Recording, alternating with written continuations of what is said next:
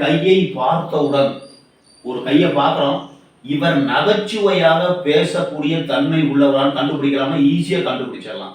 எப்படி கண்டுபிடிக்கலாம்?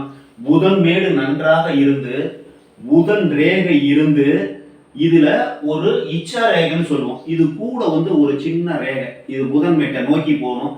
இந்த மாதிரி இருந்ததுன்னா நகைச்சுவை ததும்ப பேசக்கூடிய, இப்ப சந்திரன் கற்பனை, கற்பனை கலந்து இந்த புதன் நல்ல நகைச்சுவையாக பேசக்கூடிய அறிவாற்றல் உள்ள திறமை உள்ளவர்களாக இருப்பார்கள். இந்த புதன் வீடு நல்லா இருந்து ஆரோக்கிய ரேகை இருந்து, ஆரோக்கிய ரேகைக்கு கூட இன்னொரு ரேகை இச்சா ரேகைன்னு இருக்கும்.